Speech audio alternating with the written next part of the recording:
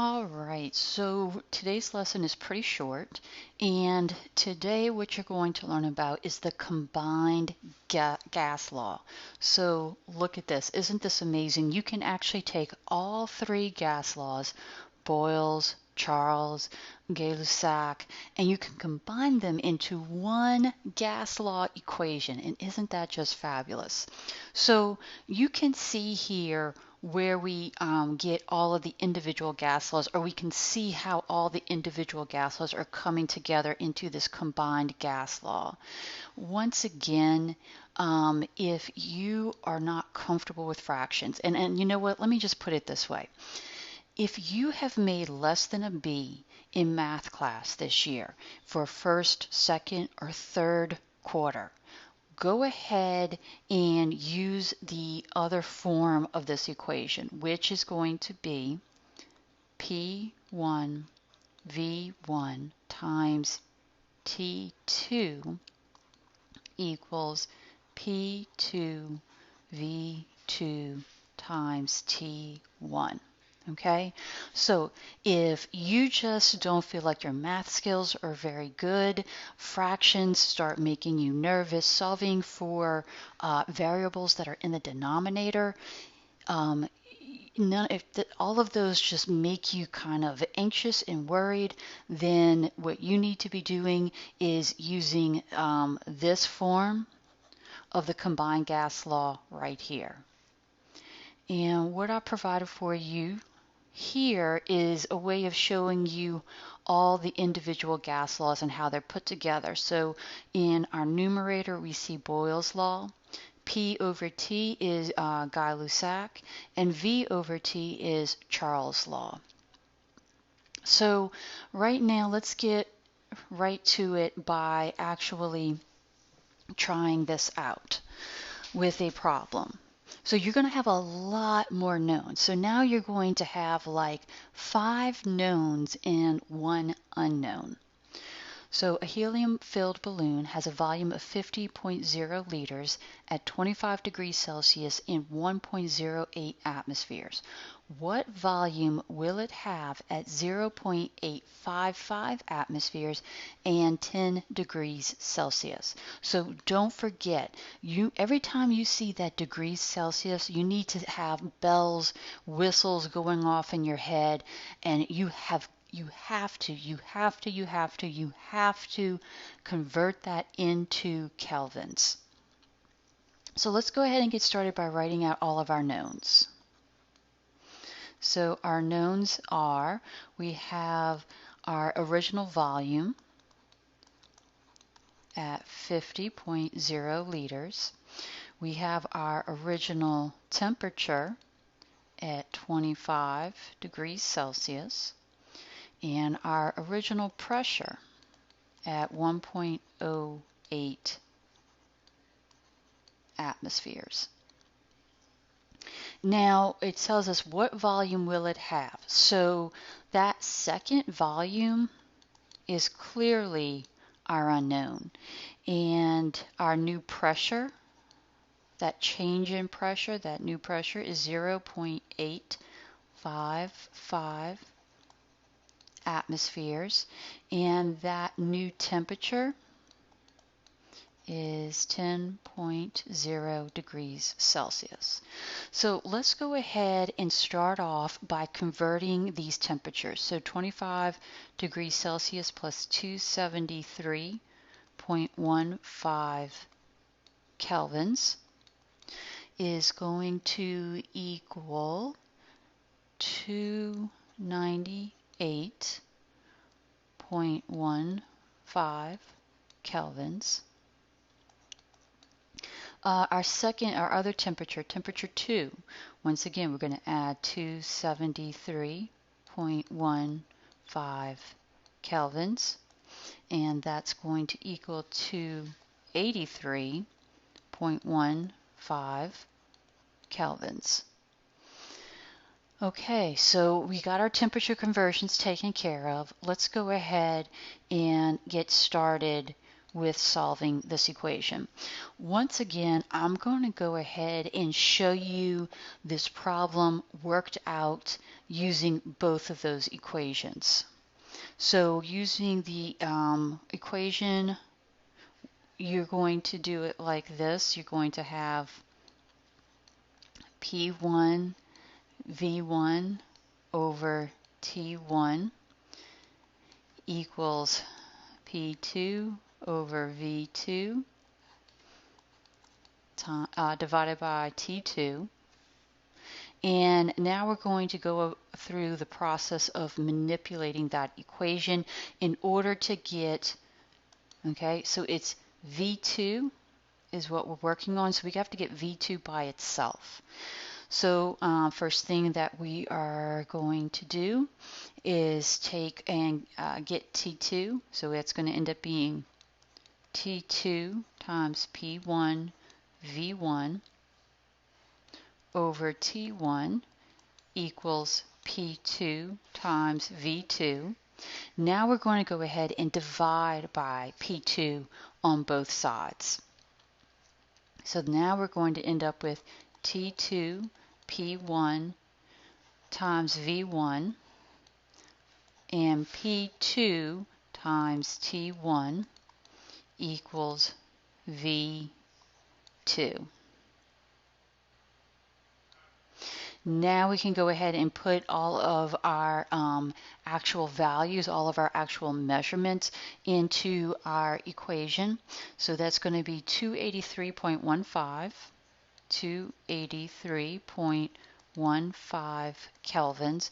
Don't forget to put your units with your numbers. This is so important so that you can make sure that you're doing this correctly, that the correct things cancel out, and that the units that you are left with is the units that you should have. Okay, so don't forget to put those units in.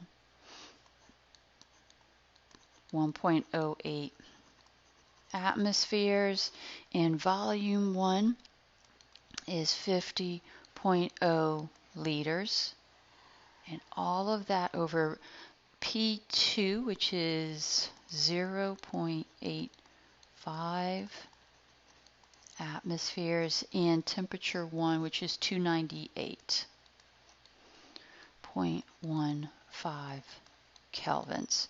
All right, so by writing all of our units in, we see that kelvins cancels out kelvins, atmospheres cancels out atmospheres, so we're left with liters. Is that the unit we should be left with? Absolutely, because we're solving for volume, and liters is a unit for volume. So we have a lot of stuff to put into the calculator now.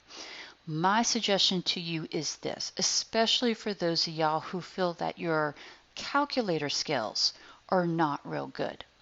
Put the numerator into the calculator. Press enter. Write that number down.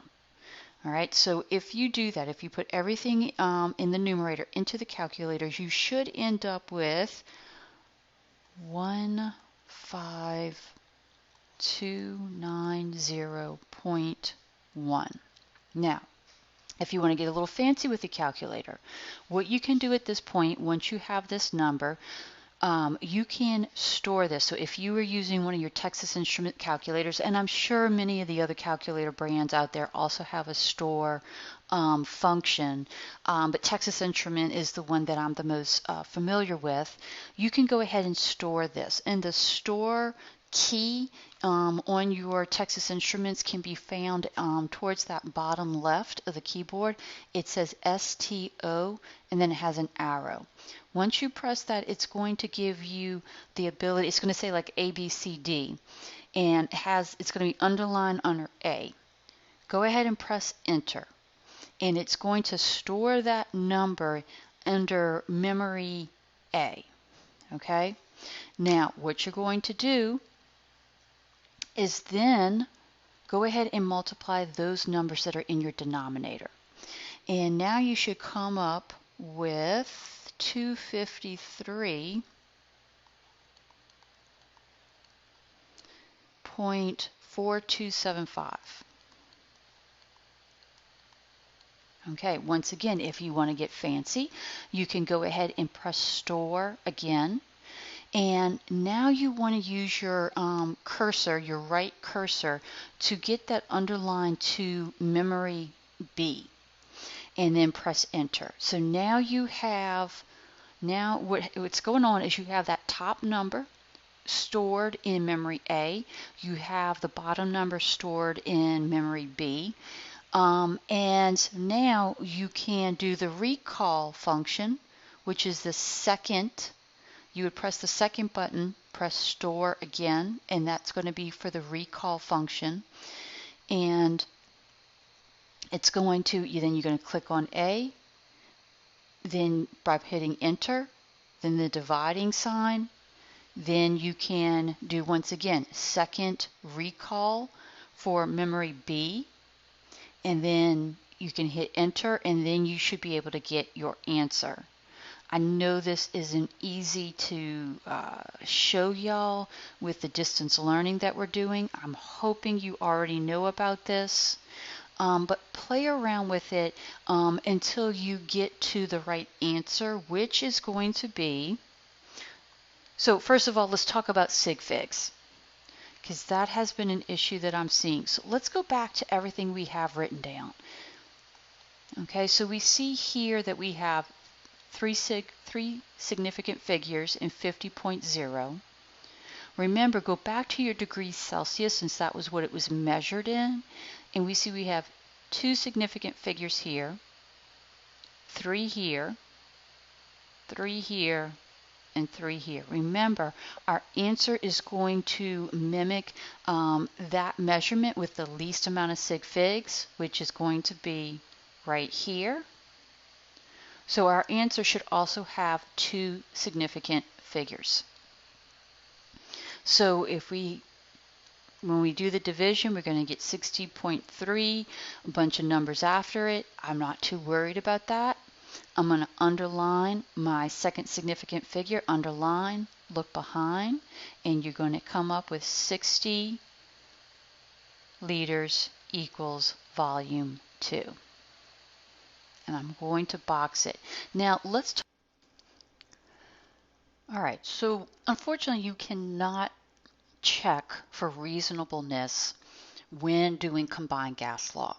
Now let's think about why. Why can't you check for reasonableness of your answer when you're doing the combined gas law? Because you're not holding any of the other variables constant. Right, so Boyle's law. Remember, Boyle's law, let me scroll back up so we can take a look at this. Okay, so in Boyle's law, we had pressure and volume that had a relationship because temperature was being held constant. And in Charles's law, volume and temperature had this relationship. Why? Because pressure was being held constant. And the same thing going on with Gay-Lussac. Pressure and temperature had a relationship because volume was being held constant. But when we are working in the combined gas law, everything is changing, okay?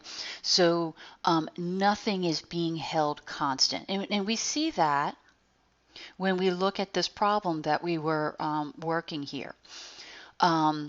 Volume, we don't know what the second volume is, but temperature changed, pressure changed, and we also are led to the assumption that volume is going to change as well. So unfortunately, we do not have this ability to check to see if our answer is reasonable for these combined gas laws like we did when we did Boyle's and Charles and Gay-Lussac. So I do recommend that you put this into your calculator again. Make sure that you come up with the same answer a second time, and hopefully that gives you some reassurance that your answer is correct.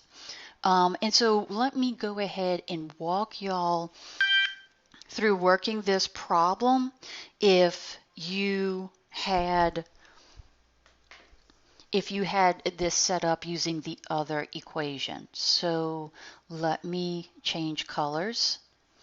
And so the other equation would have it as P1 V1 times T2 equals P2 V2 times T1.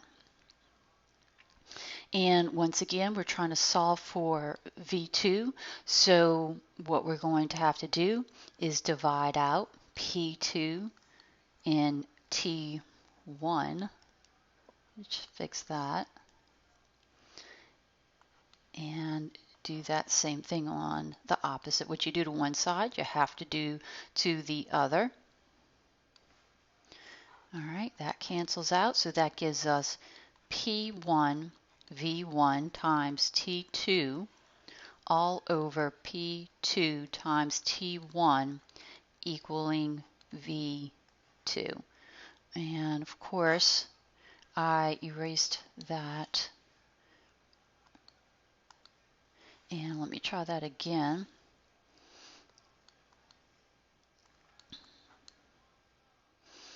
So that cancels out there. So let's look at this. At this point, what I have just done, this is the same thing as over here.